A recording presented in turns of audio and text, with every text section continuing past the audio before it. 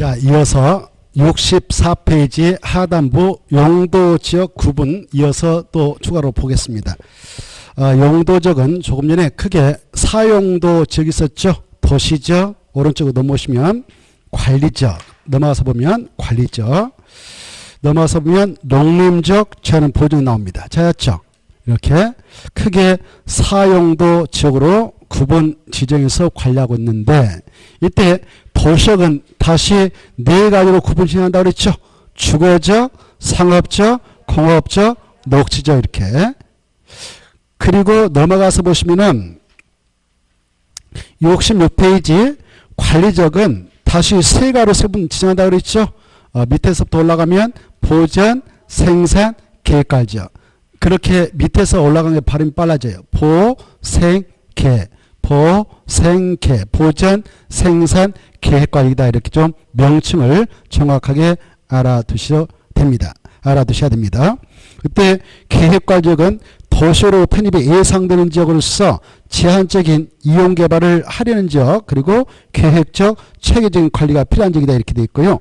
생산관리적은 쭉 밑으로 가면 농업, 임업, 어업 생산을 위하여 관리가 필요하나 농림적으로 지정하여 관리가 곤란한 지역에 따라 지정한다. 이렇게 되어 있고요. 관리적 밑에 보호전 관리적 보면은 보호전 관리적은 자연환경 보호 등등등 해가지고 보존 등을 위하여 보존이 필요하나 마지막에 자연환경 보존적으로 지정하여 관리가 곤란한 지역에 따라 지정한다. 이렇게 되어 있죠. 자, 마지막에 자연환경 보존적에 준하여 자연환경 보존으로 지정하여 관리가 곤란한 지역, 여기다 적은 것이 뭐냐 그러면 보존관리적. 그리고 가로 3번 4번 아까 읽어봤는데요. 다시 앞으로 가셔서 우리가 좀 더 체크를 해봅시다. 65페이지 보면은 도시역이 있는데 도시역은 1. 주거적, 2. 상업적, 3. 공업적, 4. 녹적 이렇게 줄을 꺼보십시오. 그래서 네 개를 묶어가지고 도시역 구분 이렇게 써놓으세요.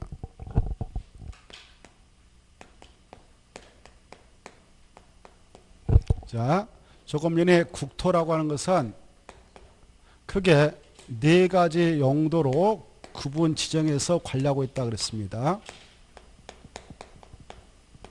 네 가지 용도죠. 크게 도시적 있었고 관리적 있었고 그 다음에 농림적 있었고 자연환경 보존적 있었죠.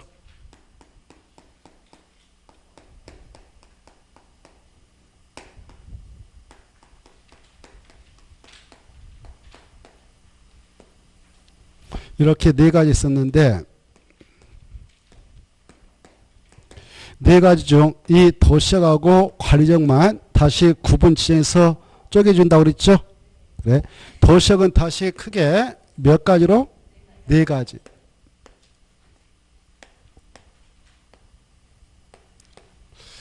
첫째, 주거지역, 상업지역, 공업지역, 녹지지역 이렇게. 그 다음에 관리역도 다시 세 가지로 구분 지정한다고 그랬죠. 하나, 둘, 셋 이렇게 아까 있는데 보존관리, 생산관리, 계획관리죠. 이렇게 세 가지. 농림적과 자연보존 세면 안 된다고 그랬습니다.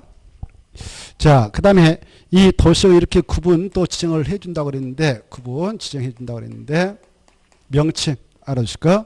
주거지역, 상업지역, 공업지역, 녹지지역 이렇게. 자, 이때 도시역에 있는 땅 중 주거지역은 주택용지로 개발해서 써라 건 땅이죠. 주택 건설용지입니다. 주거용지는. 근데 여기가 주거적이라 합시다.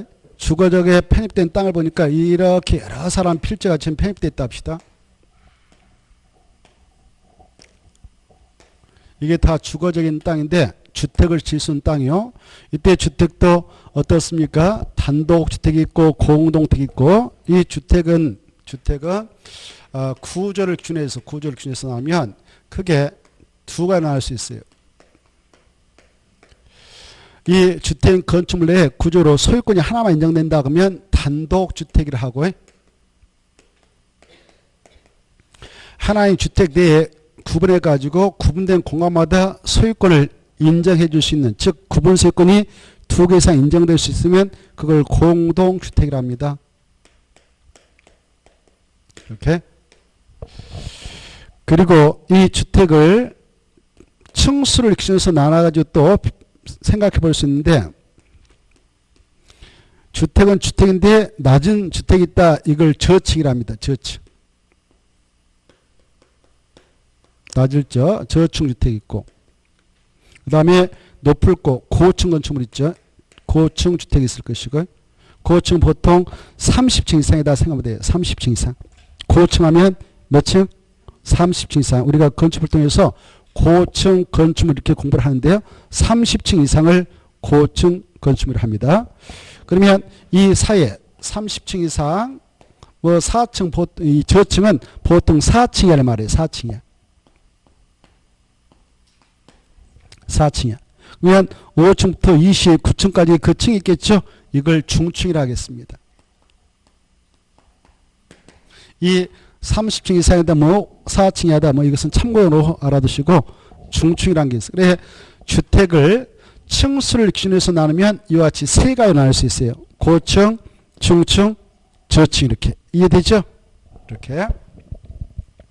그래 여기 아까 국토교통부장은 뭐 시도사, 대도시장이 도시공가로 딱 결정고시했을 때 여기는 도시에 있는 땅 중 주거지이다라고 칭을 해줬다면 주로 주택을 건축해서 개발을 해도 된다는 땅이 되지 않겠습니까? 그때 여기 편입된 땅 주인들 각각 상의할 건데 여기에 있는 땅 주인 먼저 들어와서 주택을 건축했던 친구가 있는데 A라는 사람이 있다. A는 여기다 단독 들어서 전원주택을 건축해 놨습니다. 근데 옆에 있는 땅은 건설회사에서 아파트 건설 사들여가지고 아파트를 막 어마어마하게 크게 건축해버렸다. 여기 저기 다 포위해버렸다. 그러면 분쟁이 발생한다고 했죠? 분쟁. 왜 여기 뭐 고층으로 건축해가지고 30 이상으로 아파트 만들어서 건축을 해버렸다. 하고 있다. 그러면 여기에 A라는 사람이 좋아라 할까요? 기분 더럽게 나쁘게 생각할까요? 기분 더럽게 생각할 겁니다. 이거 들어오기 전에는 허벌판에서 너무 좋았는데 갑작스럽게 아파트 건설회사에서 땅을 사들여가지고 30평 아파트를 져서 포위를 해버렸다. 그러면 일조권 침해한다. 겨울에 햇빛 안 들어서 그렇다. 그래서 공사할 때부터 계속 싸움을 걸 거 아니에요. 그렇죠? 그러면 서로 행복할까 불행할까요? 그렇죠. 아주 안 좋은 사태가 발생하면 서로 죽고 살고 하는 문제가 발생하면 안 되지 않겠습니까? 그래서 이런 분쟁을 미연에 방지해서 토지용을 좀 합리화시키자. 그래서 모든 국민이 행복하게 땅을 이용하도록 하자라고 하기 위해서 다시 규제버립니다. 주택 지을 수 있는 땅인데 여기는 단독택주로 위주로 건축해서 이용하고 여기는 공동택주, 여기는 저층, 여기는 중층, 여기는 고층 이렇게 이용을 하도록 규제해서 다시 주거져 있는 땅을 쪼개져요. 가늘게 나눠줍니다. 이걸 세분 지정 이렇게 표현해요. 뭐라 한다고요? 세분 지정. 주거져 있는 땅을 다시 쪼개주는 거예요. 이렇게. 그래서 여기는 주로 단독주택 중심으로 양호한 주거환경을 보호할 필요가 있는 지역이니까 주로 단독택만 건축이라 이렇게 규제버려요. 여기는 공동택 중심으로 양호한 주거환경을 보호할 필요가 있으니까 주로 공동택만 지어라 이렇게 규제버립니다. 이걸 할 때 우리가 한다. 행정처에서 한다. 행정처 아까 했죠. 국토교통부 장관, 시도사, 대도시장만 할 수 있는 겁니다. 할 때 무계획적으로 한다. 계획적으로 한다. 계획적으로. 무슨 계획으로? 도시, 군, 관리로 결정해서 해주는 거예요. 그래 이 주거적은 다시 세분 지정할 때에 여기 보십시오.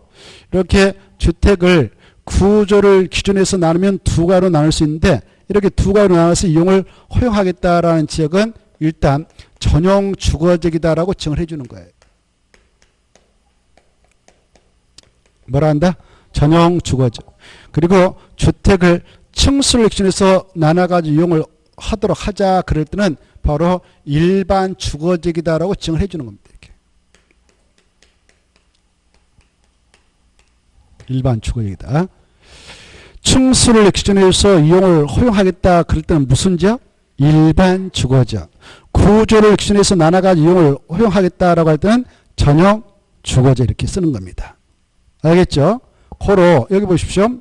이 전용 주거지역은 이렇게 전용 주거지역이다라고 정했다면 여기 보세요. 이 땅은 다시 두 가지로 쪼여지는 거예요.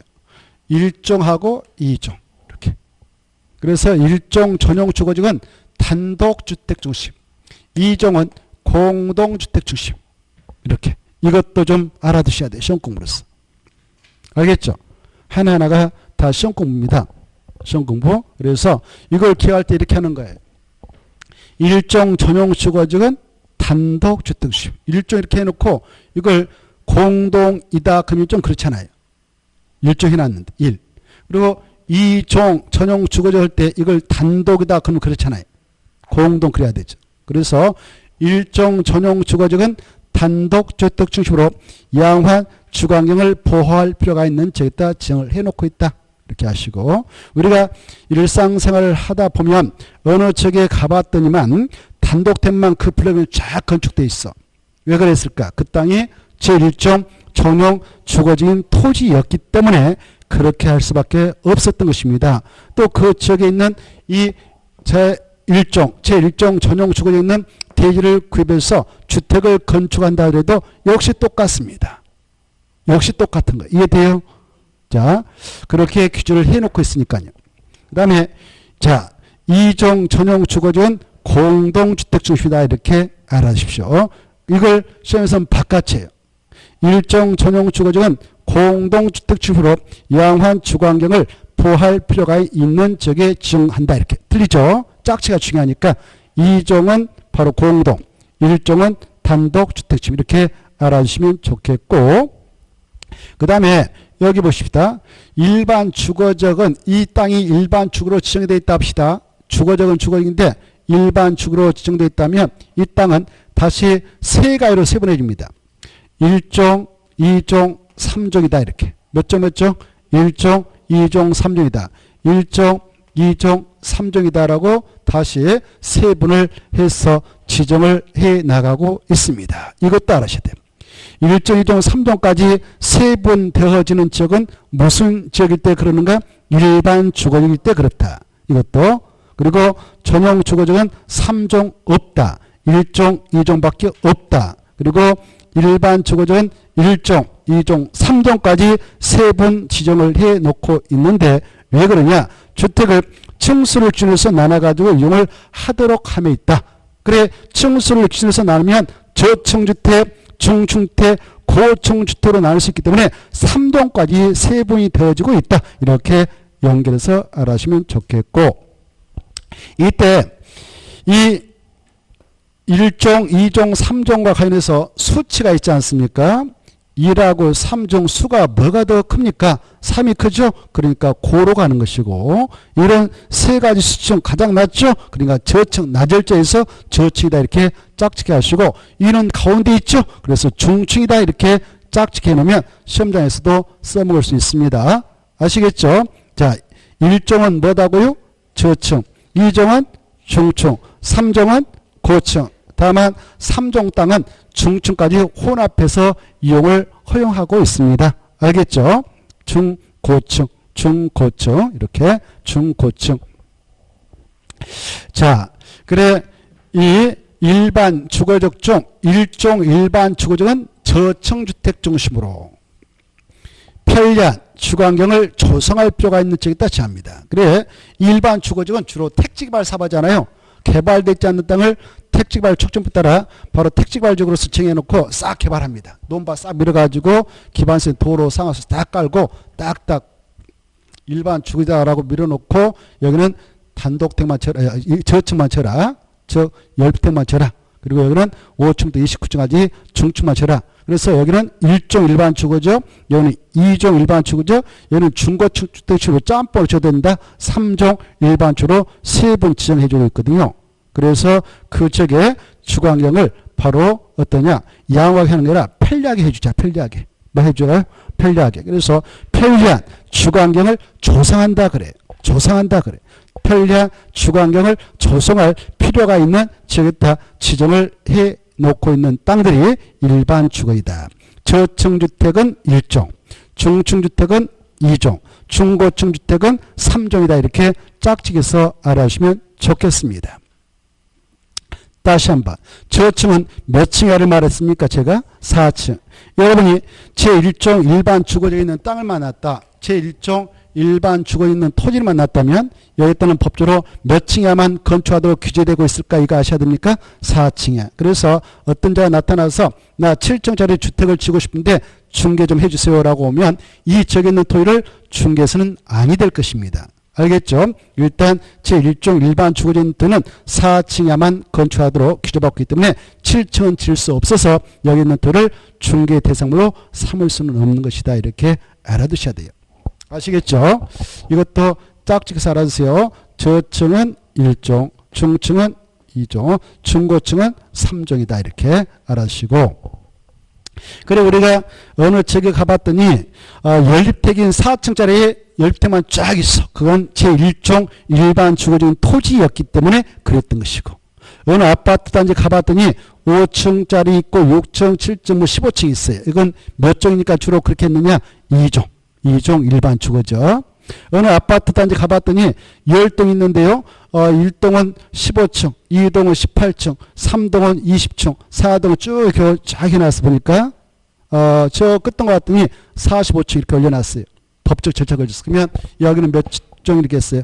제3종 일반 주거적인 토지였기 때문에 그렇게 했다라고 생각하면 됩니다. 어느 아파트 단지 가봤더니 10동 모두 다 아파트가 1동부터 10동까지 있는데 엘리베이터 했더니 다 15층으로 끝나버렸어. 여기는 몇 종 땅이었을까? 주로 2종 일반 주거죠. 알겠나요? 2종. 과거에 이명박 정권이 들어오기 전까지만 해도 대한민국 제2종 일반 주거지에서는 15층야만 아파트를 건축하도록 규제했습니다. 그래서 15층짜리 아파트 단지가 많아요. 그런데 이명박 대통령이 당선되고 나서 규제를 완화해줘야 해서 2종 일반 주거지에 있는 층수를 18층까지 규제를 완화해줬어요. 18층까지. 그랬던 것을 최근에 와서 또 법을 개정해서 층수제한을 폐지해버렸습니다. 뭐라고? 층수제한을 폐지했어. 그래서 바로 중층은 바로 층수제한은 없고 바로 특강, 특특, 시군의 조례로 층수를 높이를 규제해 나가도록 하고 있어요. 조례로. 그래서 조례에서 우리 여기 서울특별시에서는 제2종 일반 주거에 있는 토지는 39층까지만 해라. 그러면 39층만 치는 거예요. 39층 해라. 바로 29층만 해라. 그러면 29층만 하는 거예요. 조례로 규제해버리는 거예요. 조례로. 뭘로 규제한다고요? 조례로. 그래서 층수 제한이 사실상 철폐됐지만 용적률 적용을 통해서 층수는 나름대로 규제받고 있습니다. 뭘 적용받아가지고요? 용적률. 자, 아무튼 우리가 여기서 가볍게 체크한 것은 1종, 2종, 3종으로 세분되는 지역은 일반 주거지이요. 이 지역은 주택을 층수를 기준으로 이용을 하도록 하는 땅으로서 층수를 기준으로 나누면 저층주택, 중층주택, 고층주택 나오는데 그래서 일반 주거지역은 3종까지 세분되어지는 땅이다. 1종은 저층, 2종은 중층, 3종은 중고층 주택층으로 편리한 주거환경을 조성할 필요가 있는 지역이다. 제한다. 이 정도는 새겨 두시기 바랍니다. 그 다음에 여기 조금 전에 주거적을 쫙 봤잖아요. 주거적. 그래 전용 주거적이 있었고 일반 주거적이 있었고 근데 이 주거적하고 바로 옆에 상업적 땅 있잖아요. 그 사이에 완충지대가 필요하다 해서 준주거적이 지정되는 겁니다. 뭐가 지정된다고요? 준주거적. 그래 우리가 주거공간에서 가족 단위로 생활하는데 얘들까지 생활하는 주택가하고 상업적에 들어온 시설하고 바로 붙어 있으면 약간 분쟁의 소지가 있어요. 다음에 우리가 공부하는데 상업적에다 숙박시를 건축할 수 있고요. 그리고 유흥정 같은 위락시를 건축하도록 해야 합니다. 유흥정 같은 바로 이 유락설이 상업적에 들어가는데 그런 시설하고 우리 주택하고 바로 붙어 있으면 안 되겠죠. 완충대가 필요하겠죠. 그래서 그 사이에다가 바로 완충대가 되도록 하기 위해서 준주거적을 지정해주고 있어요. 준주거적. 주거적은 주거적인데 완충 역할을 하도록 하자 이렇게. 알겠죠? 그래 준주거적은 주거기능을 유지한다. 주거기능 그 말은 주택을 주로 건축에서 이용하는 땅이다 그 말입니다. 그리고 상업기능은 상가 건물, 업무기능은 업무시설, 사무실, 오피스 같은 거 이런 것들입니다. 그래서 짬뽕지대 주거기능을 유지하되 상업, 업무기능을 보완할 필요가 있는 지역에 따른 것이 뭐냐 그러면 준주거적이다 이렇게. 주거적 중에서도 준주거적 땅값이 가장 비쌉니다. 왜? 상업기능도 들어가잖아요. 그렇죠? 상가도 질 수 있으니까. 네. 그렇죠. 자, 그 다음에 여기 상업적은 다시 네 가지로 세분돼요. 네 가지 명칭을 익숙하게 해두세요. 여기 상업적. 상업적이 있다. 그러면 상업적 중에서도 도심과 부도심 속에서 상업균을 확충할 필요가 있다. 도심이 여기죠. 도시 중심. 그리고 부도심 있다. 부도심. 여기다 정시 중심 상업적이 중심 상업적. 노른자리예요. 노른자리. 그래서 땅값이 가장 비쌉니다. 도심과 부도심에서 상업 업무균을 확충할 필요가 있는 지역에 따른 것이 중심 상업적. 그 다음에 그 옆에 있는 땅에 따른 것이 일반 상업적이에요. 일반 상업적. 일반적인 상업 업무균을 담당해 나갈 필요가 있을 때 정합니다.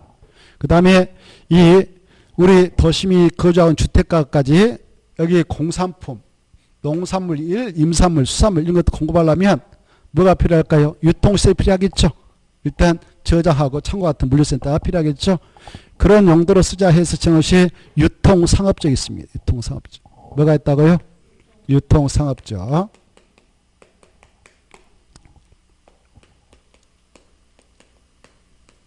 그리고 근린 상업적이 있는데요. 근린적 가까운 지역에서의 일용품 서비스 공급 필요적으로 서칭해서 나가고 있는 것이 근린 상업적입니다. 그래서 상업적은 네 가지로 세분된다 이렇게 하셔야 돼요. 몇 가지가 있다고요? 네 가지. 이것도 시험 공부예요. 상업적은 이름 몇 가지로 세분되는가? 네 가지. 이름 뭐냐? 중심, 일반, 유통, 근린, 상업적이 있다 이렇게 하시고 그 다음에 이제 이 공업적은 말 그대로 공장으로 개발해서 썰어한 땅인데요. 공장도 유효상종하도록 규제합니다. 하루 종일 연기를 내뿜으면서 가동을 시킬 수밖에 없는 공장이 필요한데요. 국가경제로. 그런 것들 주로 건축하도록 하자 해서 인정하는 땅이 있는데 그걸 전용 공업적으로 제합니다. 전용 공업적.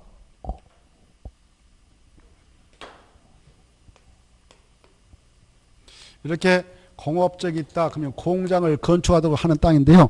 공장 중에서도 중화학공업, 비료공장 뭐 이런 것들 있죠. 화학공장. 이런 중화학공업, 공해성 공업. 공업은 공장이다 이렇게 생각하면 돼요. 공업하면 공장, 상업하면 상가 이렇게 생각하세요. 그래 이런 중화학공업, 그 다음에 공해성 공업을 수행하자. 그런 공장을 건축토록 하자라는 지역은 전용 공업주로 지정을 해서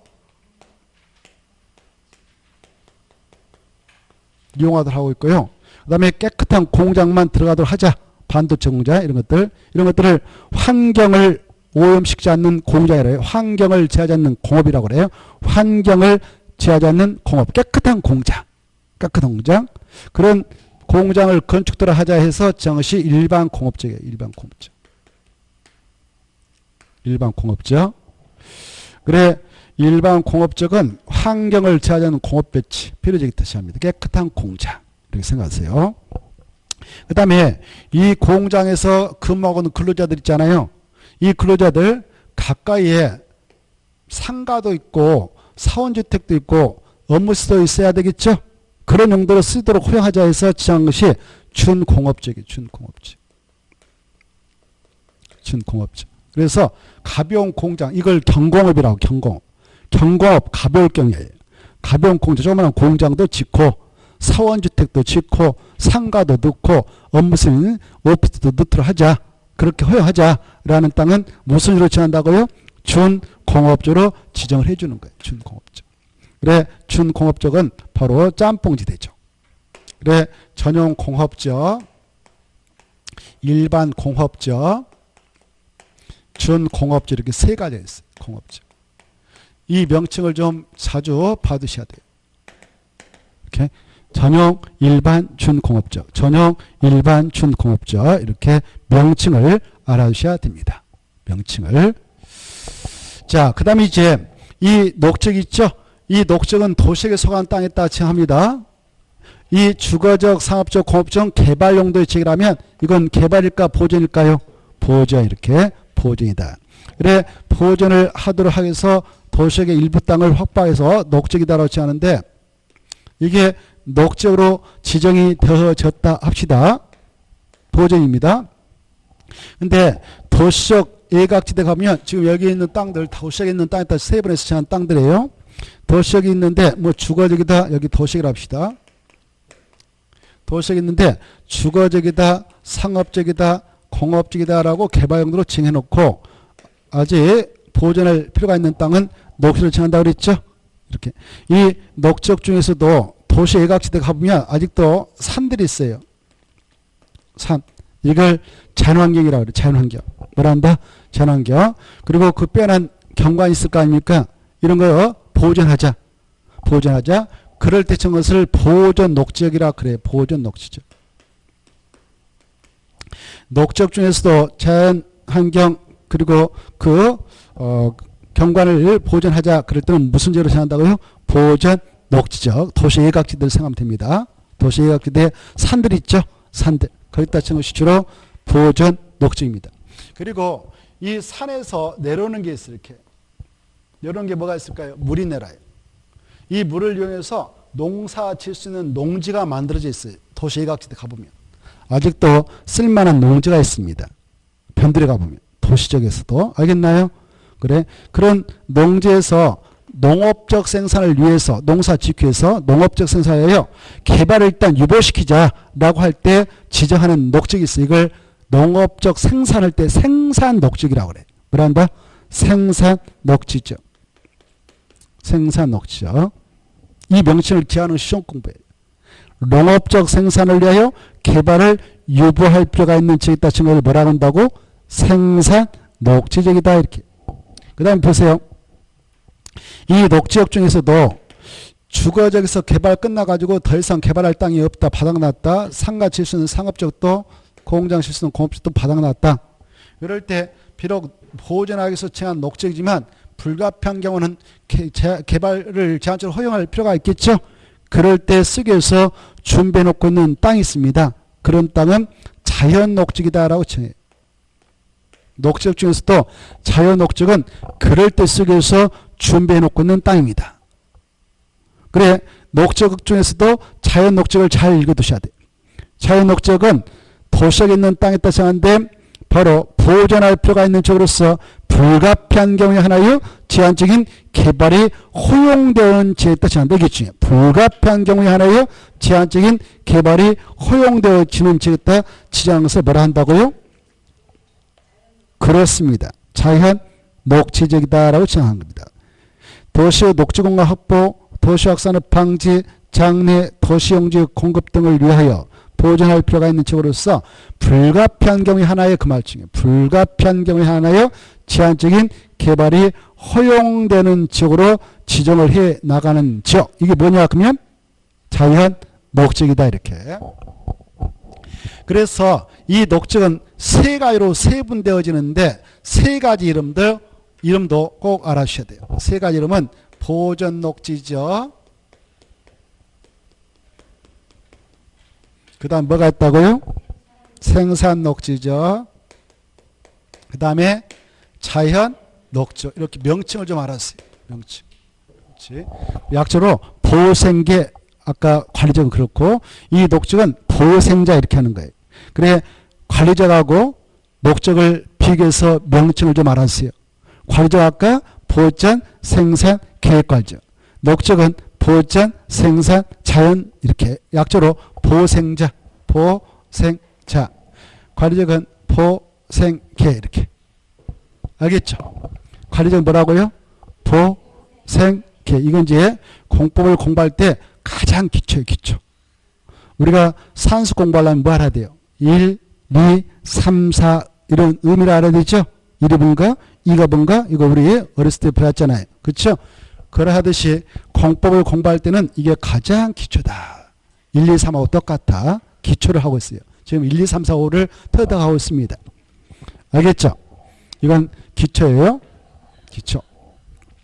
그리고 어디 이 녹적이 있어요. 이렇게 녹적이 있는데 이것도 녹적이고 이것도 녹적이고 이것도 녹적인데 이 녹땅은 자연 녹지적이고 이 땅은 생산 녹지적이고 이 땅은 보존 녹지를 합시다.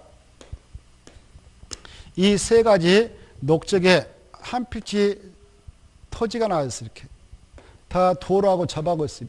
맹자 아니고 이렇게 돌하고 접하고 있어요. 땅값은 다 1억으로 나왔는데 면적도 똑같아. 100조부터 나왔어요. 똑같은 가격으로 나왔다면 여러분 같으면 어떤 걸 1억 주고 사면 좋을까요? 오, 어떻게 알았어요? 오, 맞았어요. 와, 대단하시네. 공부 엄청 하고 오신 것 같은데 맞습니다.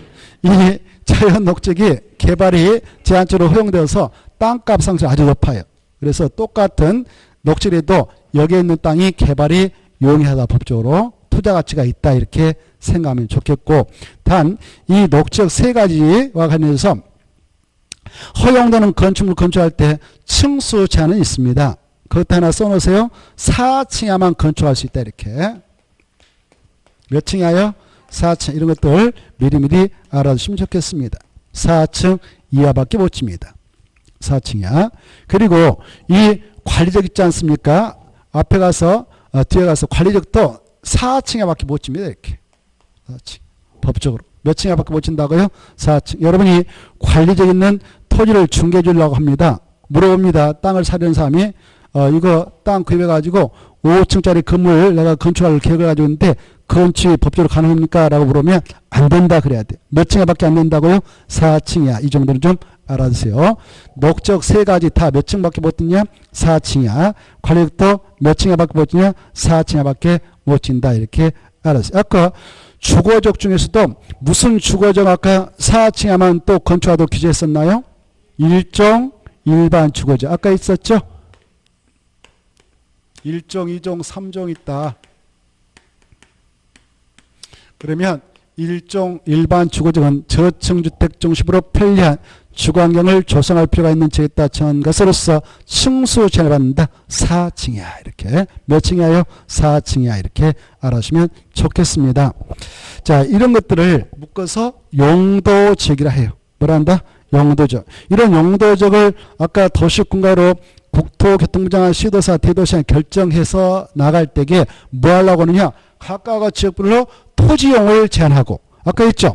건축물 용도도 제한하고 건물 용적률 높이를 제한해서 그 토지의 이용 시 효율적으로 경제로 이용을 하고 공공승진에 이바지하도록 하기 위해서 그리고 서로 정복되지 않게 도시군가로 결정하는 지역이 용도지라고 그랬죠. 이때 용도 지역별로 건축물의 용도 제한이 가는데 그 용도 제한은 69페이지와 같다 하겠습니다. 69페이지 보시면은 용도 지역 이런 것들 용도 지역인데 용도 지역이 지정되면 각각 지역에 따라 건축할 때 건축행위 제한을 받습니다. 동그라미 읽어보시면 용도 지역에서의 건축물이나 그 밖의 시설의 용도 종류 규모 등의 제한에 관한 사항은 대통령으로 정하고 있다 이렇게 되어 있죠. 지난주에 대통령령 또 말씀드렸죠. 대통령령을 달리 뭐라고 하느냐 시행령 그렇습니다. 그래서 이 용도 지역 등이 이렇게 딱 정되면 각각의 지역에 허용되는 건축물로 또 시설의 용도 종류 규모 등의 제한인 행위자는 대통령령에서 규정하고 있습니다. 국토의 계획 및 이용에 관한 법률 시행령을 대통령이라 하는데 우리 시행령 대통령령 그 밑에 보면 나오죠. 바로 69쪽을 넘어서 70쪽 보면 그게 나옵니다. 가로 3번에 그게 나오는데요. 용도 지역에서 용도 적별 건축에 나와 있죠. 그러면 영이 볼 것이고 법이 볼 것이에요. 그때 법은 국토의 계획 및 이용하는 법률을 말하고 영은 시행령 대통령을 말하는 거예요. 가로 안에 쪼마는 거 보고 계셔요. 영 제71조 제1항에 이렇게 되어 있죠. 70페이지 70페이지 가로 3번 용도적별 건축 제한해 가지고 법 제76조 제1항 0 71조 제1항 이렇게 돼 있죠.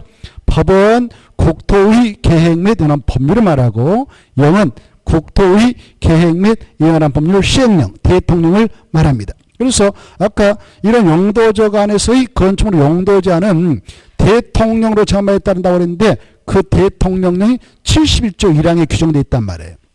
71조 1항. 어떻게 규정되냐? 박스와 같다. 동그라미 1번, 2번, 3번 쫙 나와 있죠? 그래, 여기까지 쫙 나옵니다. 야, 여기에다 건축할 수 있는 건축물 이렇다. 여기에다 건축할 수 있는 건축물 이렇다. 여기에다 건축할 수 있는 건축물 이렇다. 이렇게 나와요. 이걸 용도별 건축 제한이라 합니다. 이것은 실무적으로는 중요합니다. 실무적으로. 알겠죠? 근데 시험 공부할 때는 간단하게 그냥 이해만 하고 넘어가면 됩니다. 참고용입니다. 뭐라고요? 참고용이에요. 다만 여기서 출제가 되기도 합니다. 그런데 출제가 되면 이거 맞아라는 문제가 아니고 40명 중 틀려도 된다. 그래도 합격하는데 아무 지장 없다. 이런 취지에서 출제를 해왔습니다. 바로 한 번은 저기 74페이지 5번에서 한 문제 나왔어요.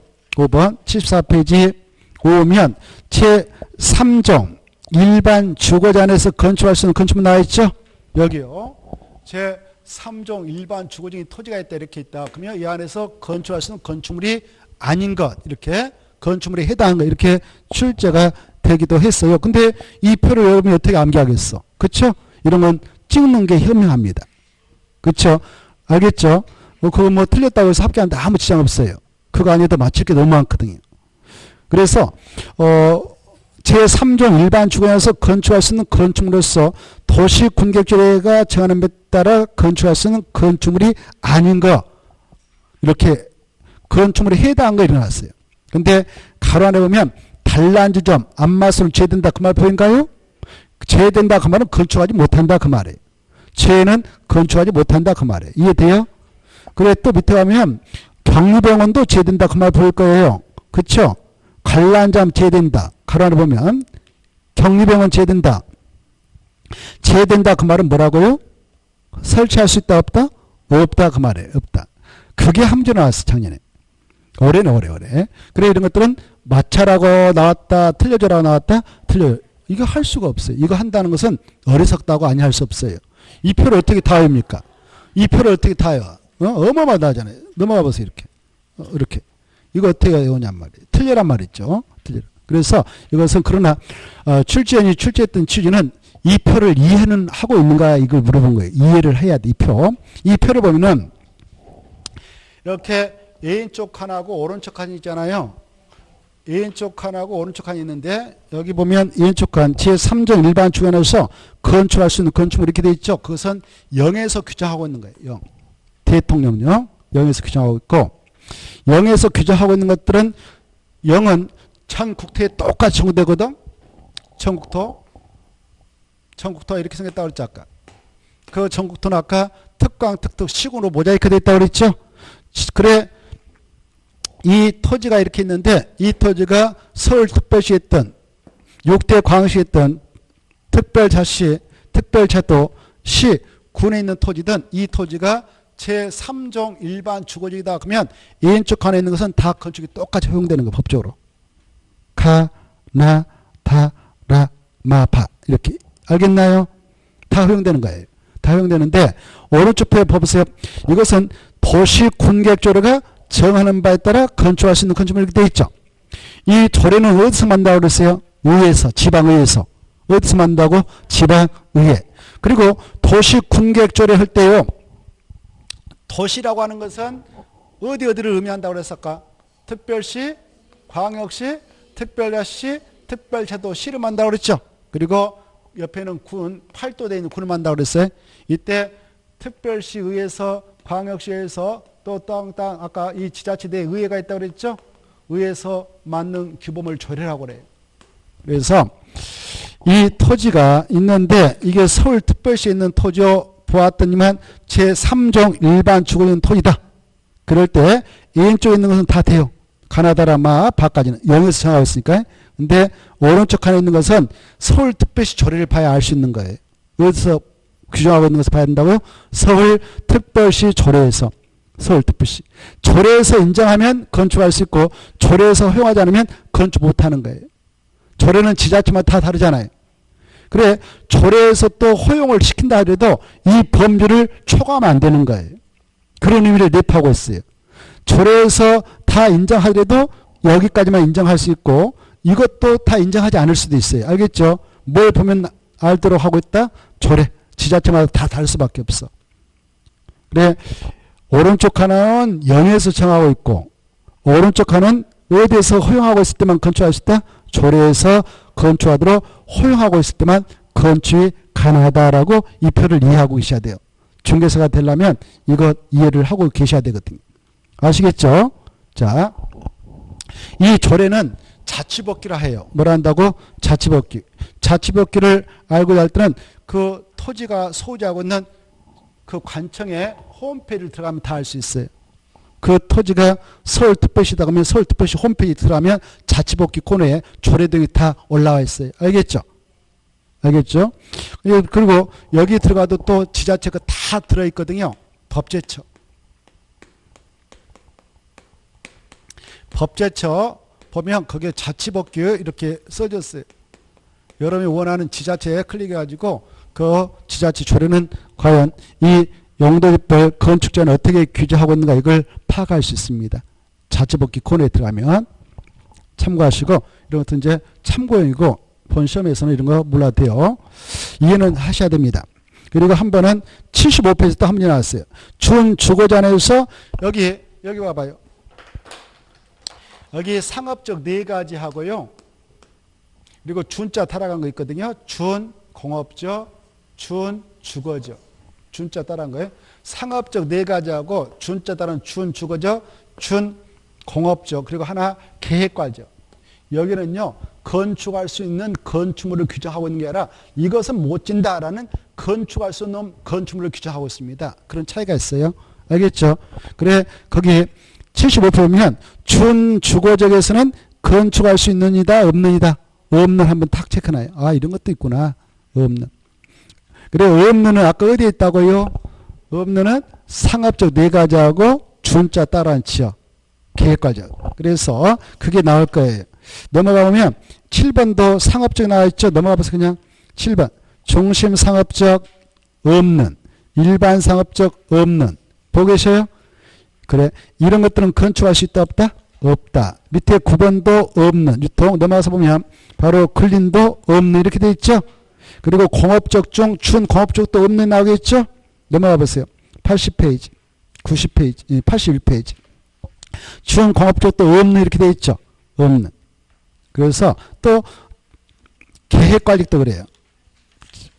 몇 페이지? 86페이지인가요? 거기도 없네 이렇게. 나머지는 다 있네 이렇게 규정하고 있으니까 이것도 그냥 한번 참고를 해두세요. 다음에 여러분 이제 합격해가지고 업을 수행할 때 이 표가 중요하니까요. 아 여기는 있느냐 아니라 없는. 이거 아니면 다 건축할 수 있다 그 말이죠. 알겠죠? 그리고 다시 아까 또 4층 이하의 층수 전해받는 장소도 있다고 그랬는데요. 제가 앞에 가볼까요? 바로 71페이지 가봅시다. 71페이지 보시면 71페이지 보면은 3번이 있을 겁니다. 제1종 일반 주거장에서 건축할 수 있는 건축물 이렇게 되어 있죠.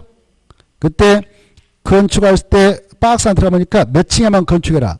4층에 이렇게. 이것도 좀 알았어요. 4층 이하의 건축물을 건축하도록 규제받고 있구나. 이렇게 일단 봐두십시오. 4층이야. 그 다음에 나머지 넘어가서 보시면은 자 73페이지 봐봐요. 73페이지 4번 제2종 일반 주거자 안에서 건축할 수 있는 건축물에서 박스 안 들어보니까 이 아까 2종 일반 주거자는 중층주택 중심으로 편리한 주거환경을 조성할 필요가 있을 때 제한한다고 그랬죠. 근데 층수 제한을 일단 규제하지 않지만 조례로 규제하도록 허용합니다. 무엇으로요? 조례. 도시 군격적으로 건축물 층수를 제한할 때는 그 층수하로 건축물을 건축해라 이렇게 돼 있죠. 그래, 조례로 층수를 규제하도록 허용합니다. 조례로. 무엇으로? 조례로. 그럼 이제 제1종, 2종 일반 주거에 있는 땅을 가지고 중개를 일 때는 조례를 봐야 층수를 정확하게 알 수도 있겠죠. 조례. 자, 그 다음에 또 쭉 넘어가셔서 이 표에서 우리가 좀 가볍게 체크하겠다면 81페이지. 81페이지 보면 아까 녹지역 세 가지는 4층 이하의 층수 제한받는다고 그랬죠. 14 보면 보존 녹지는 몇 층에 맞아라? 4층 이하. 그거 한번 눈으로 살짝 찍어놓고 4층 이하. 넘어가서 보면 15번 생산 녹지역도 몇 층에 맞았느냐? 4층 이하. 이렇게 좀 받으시고 16번 자연 녹지역도 4층 이하. 이렇게 4층 이하다. 넘어가서 보면 아까 관리적이 세 가지 있다고 그랬죠. 17번 4층 이하 보존관리, 18번 생산을 가스층 이하. 그 한번 살짝 체크하고요. 19번 계획관리도 4층 이하. 이렇게 살짝 체크해 놓으세요. 층수 제한을 받는다. 86페이지 계획관리도 몇 층이에요? 4층을 초과하는 모든 건축물을 건축할 수 있다 없다? 없다 그 말에 4층을 초과하는 모든 건축물을 건축할 수 없기 때문에 몇 층에만 건축해라? 4층 이하만 건축할 수 있다. 역으로 해서 하면 그러는 겁니다. 이렇게 이해하시고요. 넘어가세요. 넘어가서 농림적이 나와 있죠. 그리고 21번 재난경 보증이 있죠. 이 편은 실무적으로 중요해요. 여러분이 토지를 중개해 나갈 때에 먼저 그 토지의 용도적을 먼저 파악해야 되겠죠. 이 토지가 매도 의뢰가 들어왔다. 이걸 사례는 매수 의뢰인을 소개시켜주면서 이 토지 용도적이 뭐예요? 라고 물으면 먼저 이걸 알아봐 가지고 설명해 줘야 되겠죠.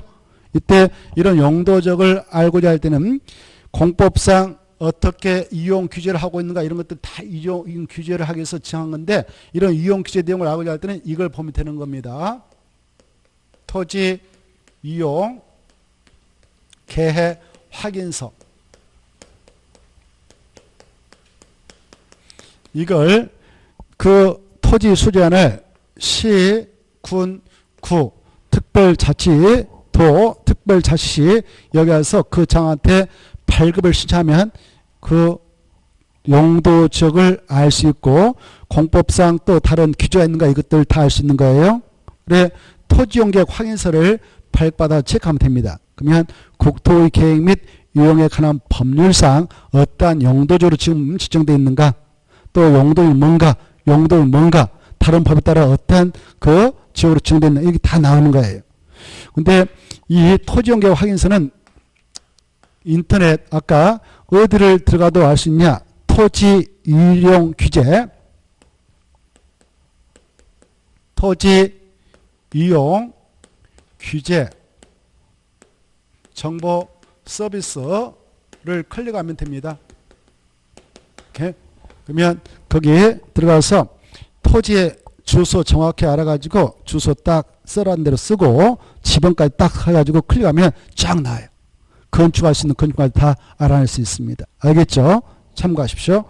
자, 그래 21번 보면 여러분이 자연환경 보존적 있는 토지를 만나가지고 중개를 해주고자 할 때 토지 매수인이 이 땅 사가지고 내가 법적으로 뭘 할 수 있습니까? 라고 물어보면 이 표를 보여주면서 이런 것만 할 수 있네요. 라고 설명해야 돼요. 알겠죠? 그 표를 보면 뭐 자연환경 보존은 건축할 수 있는 게 극히 제한받습니다. 왼쪽 보면 그 토지가 전국 어느 곳에 있든 왼쪽 곳은 똑같이 허용한다고 했죠. 허용한다고 그랬죠. 그래 무엇과 무엇은 이따 허용하느냐? 이 자연환경 보존적은 정말 보존 세잖아요. 그렇지만 여기에도 우리 국민들이 산지에서 살고 있습니다. 농사 지면서 바닷가에서는 고기 잡으면서 살고 계시죠. 그런 농민과 어민에게도 꼭 필요한 건축물이 있습니다. 주택이에요. 주택. 모든 국민에는 의식주가 필요하지 않겠습니까? 그래서 여기에 살고 계신 분들 주택 필요하니까 주택은 허용하겠다 이렇게 하고 있습니다. 그 주택도 농업용이고 어업용이에요. 이걸 농어가 주택이라고 그래요. 뭐라 한다고요? 농어가 주택. 이래 여기 자연환경 보호전적에 있는 땅을 하나 사가지고 A라는 사람이 농어가 주택 지겠다라고 건축을 군청에 가서 받았어요. 허가 받았는데 B라는 사람이 하나 땅을 사가지고 또 농어가 주택이 아닌 주택 하나 지려는데 허가 안 내줘버렸다. 이 사람은 농민도 어민도 아니니까 허가 안 내주는 거예요. 알겠나요? 그래서 그 사람이 농민의 지위를 가지고 있고 어민의 지위를 가지고 있을 때만 주택의 허가를 내주는 겁니다. 이런 경우도 있어요. A라는 사람이 농민이었습니다. 여기에 살고 있는 농민이어가지고 자기가 살 주택을 지겠느라고 자연환경 보호전적에서 농가 주택 단독주택 지겠다고 허가 받아왔어요. 허가 받아가지고 여기서 살 생각 없어 이사를 가려고 바로 건축허가만 받아놓고 일정공사 하다가 중단했어. 그런 차 이 B라는 사람이 나타나가지고 야 그거 나한테 건축허가 받았던 서류하고 땅을 나한테 넘겨주라. 내가 승계해가지고 건축 살 테니까 넘겨주라. 이렇게 할 수 있어요. 이때 건축주 명예변경 신고를 해야 됩니다. 관청에다가 그때는 신고를 수리하지 않을 수도 있어요. 이거 건축 못할 수가 있어요. 알겠나요? 이 사람이 농민도 어민도 아니면 도시민이면 허가 이전되지 않아요. 이런 걸 주의해야 돼요. 여기는 어떤 사람만 주택을 지주냐? 농민과 어민들. 거기 나와있죠. 농어가 단독주택만 줘라 이렇게 돼 있어요. 농어가 단독주택. 농민과 어민들이 살게 한 주택입니다. 알아두십시오. 그리고 이 보호전성이 아주 센 자연환경 보호종인데 이 농가주택에 살고 있고 어가주택에 살고 있는 이 주민들 왜 날까요? 안 날까요? 나죠. 얘들 취약을 시켜야 할 의무가 있습니다. 초등학교 꼭 보내야 할 의무가 있단 말입니다. 그때 이 초등학교 애들 보면 입학할 때 7살, 8살 들어갑니다. 학교가 너무 멀리 있으면 못 가죠? 가까이 있어야 되겠죠? 그래서 초등학교는 건축을 허용하겠다 이렇게 허용합니다. 중요합니다. 무엇은 된다고요? 초등학교 보호전성이 센 땅인 자연환경 보호전적이면 학교 중에서도 무슨 학교는 되는가? 초등학교다 이겠죠. 중학교 안 되고 고등학교 안 되고 대학교 안 됩니다. 초등학교 됩니다. 이게 한번 시험에 나왔습니다. 자연환경 보호전자에 건축할 수 있는 건축물로 옳은 거 이게 문제였어요. 답은 초등학교였습니다. 아시겠죠? 그 옆에 있는 것은 지자체마다 다 달라요. 조례에서 허용하고 있으면 건축할 수 있고 조례에서 허용을 시키지 않으면 건축 못한다. 조례에서 허용을 시키고 싶어도 이 범주를 초과할 수는 없다. 이렇게 이해하시면 돼요. 이해되죠? 이 조례는 어디에서 만든다고요? 지방회. 그때 도시는 어디를 말한다고 그랬습니까? 제가 아까 도시 군객조례 할 때 도시는 특별시, 광역시, 특별자치시, 특별자도 시까지 의미한다. 이렇게 하시고 군은 팔도 있는 군이다. 이렇게 알아주십시오. 그래서 특광, 특터, 시군, 도시, 군객조례가 제가 따라 건축이 가능한 건축입니다. 이렇게 이해하시면 되겠습니다. 자, 지금까지 우리는 각각의 용도적이 지정되어졌을 때 그 안에서 허용되는 건축물의 용도, 종류, 규모의 내용을 보았습니다. 이러한 건축물을 합법적으로 이제 건축을 한다 하더라도 규모의 제한을 받습니다. 규모의 제한을 받도록 하기 위해서 90페이지 건폐율과 용적률이라는 것을 적용을 해 나가도록 하고 있어요. 건폐율과 용적률 이걸 적용을 해 나가도록 하고 있습니다. 그 건폐율과 용률은 잠시 쉬었다 한번 또 살펴나가도록 하죠.